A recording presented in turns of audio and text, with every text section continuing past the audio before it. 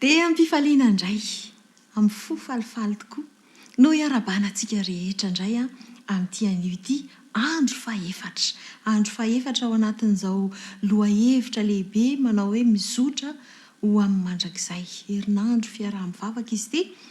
Marina hoe ny vehivavy no resahana ankehitriny kanefa mahasoa ny tsirairay avy ity lohahevitra ity. Amin'ity anio ity indray dia lohateny anankiray manao hoe mahafeno ny fepetra ho amin'ny asa fanompoana.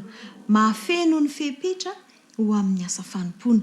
Izay indray no andeha ho resahantsika rehefa avy eo. Hiary hivavaka aloha isika.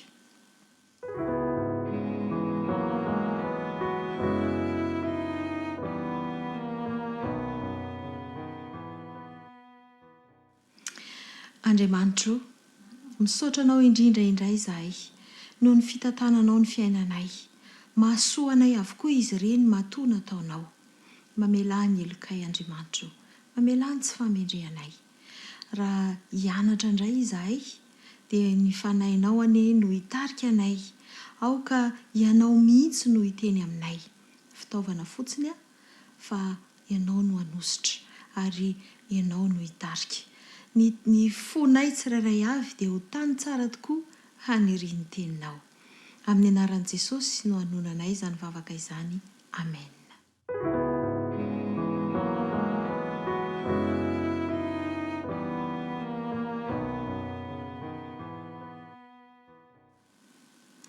Mahafeno ny fepetra ho amin'ny asa fanompoana. Izay ilay lohateny amin'ity anio ity. Nandritry ny andro vitsivitsy tokoa isika dia nandinika ireo fampaherezana fo izay nataon'ny Petera ho an'ireo kristianina tamin'izany andro izany. Tamin'izany no nampahafantarany azy ireo fa tokony hiaina fomba fiaina mifanaraka amin'ny sitrapon'Andriamanitra izy ireo. Ary tokony hiaina fiainam-bavaka mba hiomanana izy ireo amin'ny fiavian'i Jesosy sy anatenan'Andriamanitra mandrakariva eo amin'ny fiatrehana an'ireo zavatsarotra izay lalovan'izy ireo. Nampianarina ihany koa fa tokony hifankatia izy ireo ary hifanompo amin'ny alalan'ny fifampiantranoana. Tena zava-dehibe izay rehetra izany izay avy ny anarantsika. Fa mbola misy fomba kristianina iray izay tena manan-danja. Voalaza ao amin'ny 10 sy ny 11. Andeha ho vakiantsika. Ny Petera voalohany 4 dia ny 10 ka hatramin'ny 11. Petera voalohany 4 10 ka hatramin'ny 11. Andeha ho vakiantsika amin'ny anaran'i Jesosy. Samia mifanompo araka ny fanomezam-pahasoavana izay noraisinareo dia tahaka ny mpitandrina tsara ny fahasoavana maro samihafa izay an'Andriamanitra. Raha misy olona miteny dia aoka izy teny toy ny milaza tenin'Andriamanitra. Raha misy olona manompo dia aoka izy hanao izany araka ny hery izay omen'Andriamanitra azy mba hankalazana an'Andriamanitra amin'ny zavatra rehetra amin'ny alalan'i Jesosy Kristy. Fa azo ny voninahitra sy ny fanjakana mandrakizay. Amen. Izay andininy izay dia misy toe-tsaina sy fomba fiaina hafa indray izay nampianarin'ny Petera eo amin'ny fiomanana ho amin'ilay mandrakizay. Dia ny manompo ny hafa. Manompo ny hafa. Nampahery ireo kristianina i Petera mba hifanompo. Amin'ny alalan'ny inona hozy izy tsika? Amin'ny alalan'ny fanomezam-pahasoavana izay nomen'ny fanahy avy tamin'Andriamanitra. Ny tsirairay avy tokoa dia samy nomena fanomezam-pahasoavana farafaratsiny iray avy. Ary tsisy tsy manana fa nomena avokoa ny tsirairay. Hoy ny Korinthianina voalohany 12:7. Korinthianina voalohany 12:7 dia manao hoe ary izy rehetra dia samy nomena ny fampisehoana ny fanahy ahasoa. Ary izy rehetra dia samy nomena ny fampisehoana ny fanahy ahasoa. Izy rehetra zany dia nomena. Isika rehetra zany dia nomena ny fanomezam-pahasoavan'ny fanahy avokoa. Ny fanomezam-pahasoavan'ny fanahy izay noraisintsika avy tamin'Andriamanitra dia tsy tokony ampiasaintsika amin'ny toe-tsaina feno fitiavan-tena. Tsy mila fitiavan-tena izany. Mora amintsika tokoa mantsy ny mampiasa an'izy ireny amin'ny famalifaliana ny tenantsika, amin'ny fahafaham-po ny tenantsika, ary mba hahazahoana ny fankasitrahan'ny hafa ihany koa. Mahafinaritra ery izany mampiasa ny talenta amin'ny alalan'ny tena izany, ary matetika no mampiasa izany ho famalifaliana ny tenantsika fotsiny isika. Eto anefa dia mazava tsara ny afatra nomeny Petera. Samia mifanompo araka ny fanomezam-pahasoavana izay noraisinareo hanompoana ny hafa. Samia mifanompo izy dia hanompoana n'iza ilay izy? Hanompoana ny hafa. Mifanohitra amin'izay fiheveran-tenantsika sy izay tsapantsika rehefa mampiasa ny talentantsika isika. Matetika isika dia mba hahafahantsika manandaza no hanaovantsika ny talentantsika, na mba hoe mahafinaritra fotsiny tena tiako izany mihira, manao tononkalo, manampy ny hafa mahafinaritra dia te hanandaza, te hiseho eny fotsiny.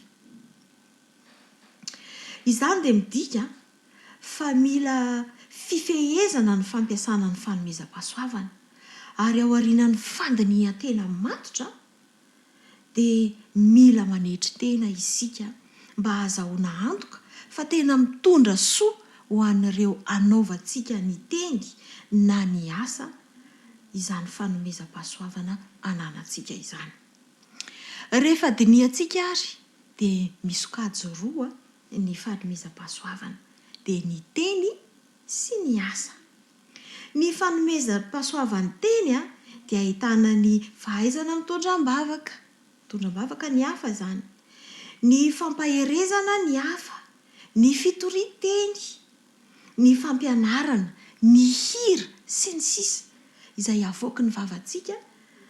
Izany izay rehetra izany dia anisan'ny fanomezam-pahasoavan'ny teny avokoa.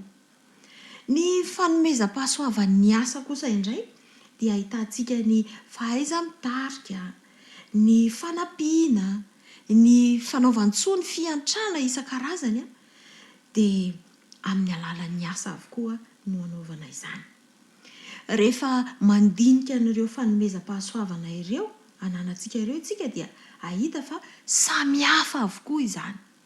Tsisy mitovy na iray ary.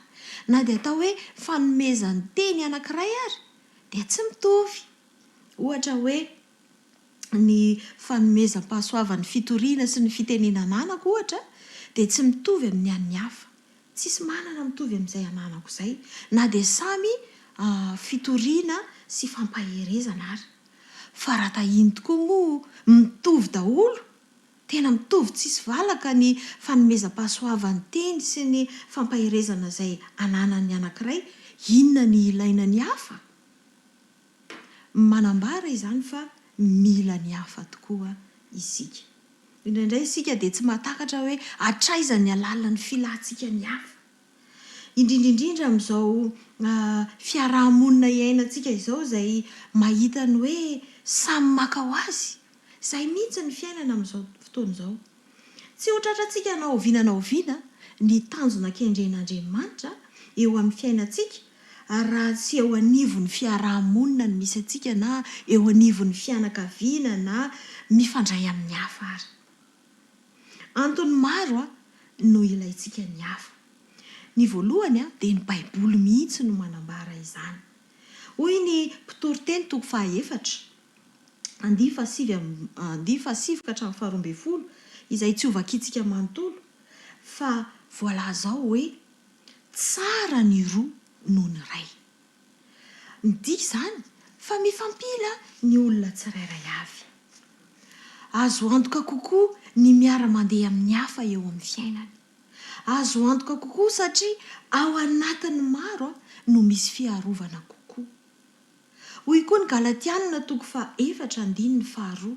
Galatiana toko 4:1-2 dia milaza hoe mifampitondrà izay mahavezatra. Afaka mifampahery isika rehefa sarotra ny lalakombana. Afaka mifanitsy ihany koa rehefa misy ny tsy mety. Mifameno isika amin'ny alalan'ny fampitambarana ireo fanomezam-pahasoavana izay omen'Andriamanitra antsika eo amin'ny fiainana. Izay tsy ananako, anananao, ary izay ilaiko mety any aminao, ary izay ilainao mety aty amiko. Taona maro lasa izay dia nisy tovolahy anankiroa.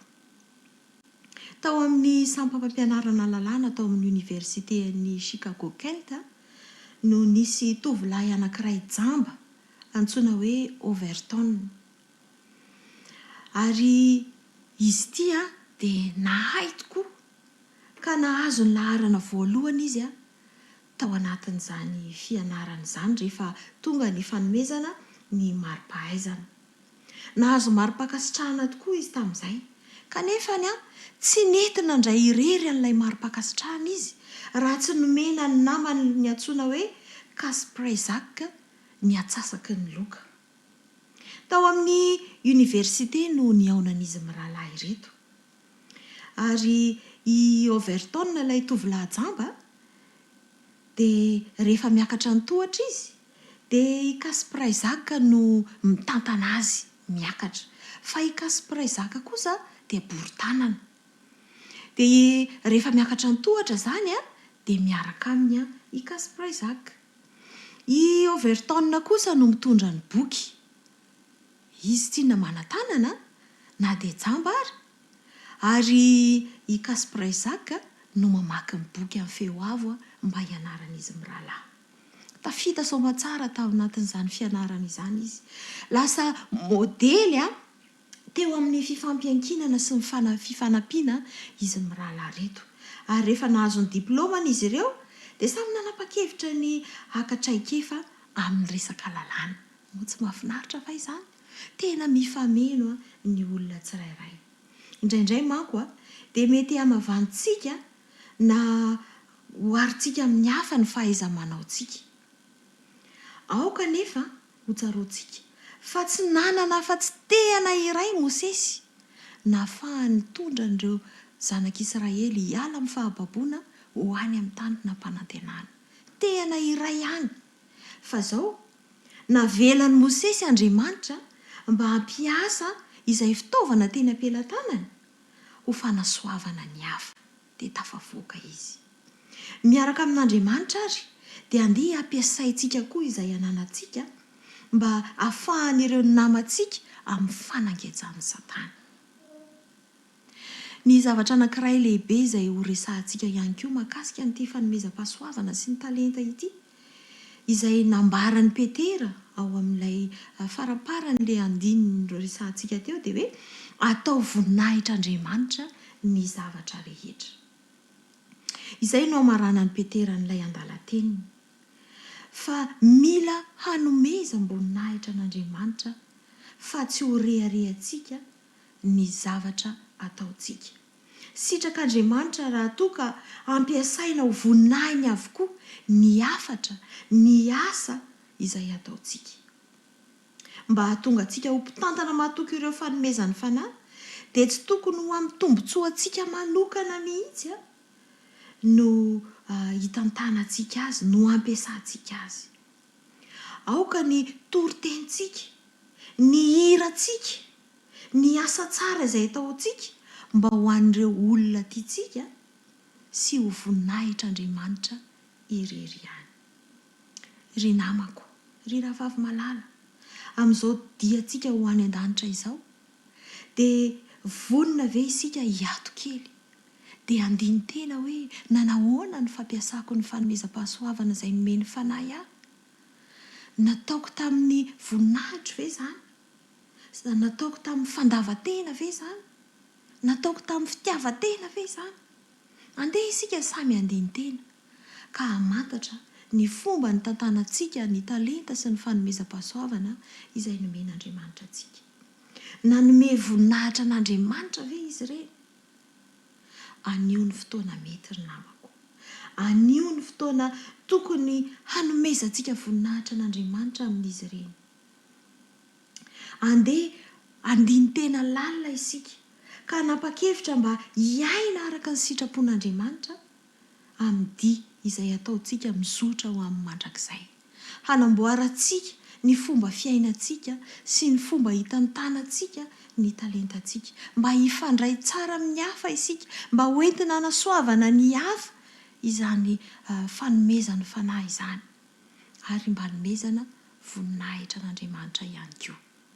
Dia androso hizotra ho amin'ny mandrakizay tokoa ny fiainantsika tsirairay avy. Samy mandinika dia samy manapa-kevitra. Andeha hoentintsika mba afaka izany.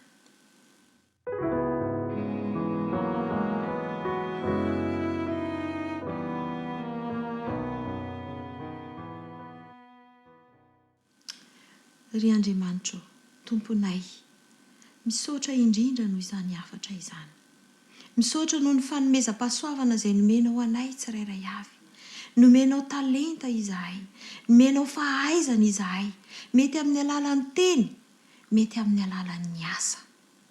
Andriamanitra, misaotra sy mankasitraka izahay. Ifonanay aminao anefa ny tsirambina, ny tsy nety rehetra izay nataonay teo aloha tamin'ny fampiasanay n'izy ireny. Izy ireny nataonao hanimponay ny hafa, nataonao mba hanampianay ny hafa, nataonao mba hijerevanay ny tombontsoan'ny hafa fa tsy ny tombontsoanay. Ifonanay Tompo izay tsy nety. Ampiasao ary izany mba hikarakarana an'izy ireny, mba hamonjena an'izy ireny, mba hahatonga anay hifampitantana ho any amin'ny mandrakizay. Ifonanay koa ny mety fireharehanay. Ifonanay izany fa mba ho voninahitra ho irery ihany anie. Amboary ny fomba fisainanay, amboary ny fomba fiainanay, amboary ny fomba fitondranay sy fiasanay ny fanomezam-pahasoavana izay omenao, mba hanomezanay voninahitra ny anaranao irery ihany. Apetraka manontolo eo am-pelantananao ny fiainanay, ny mahasoanay. Hitsimbina anay ianao dia hikarakaranay. Misaotra indrindra Andriamanitra, fa amin'ny anaran'i Jesosy Kristy irery ihany no hanonanay izany vavaka izany. Amen.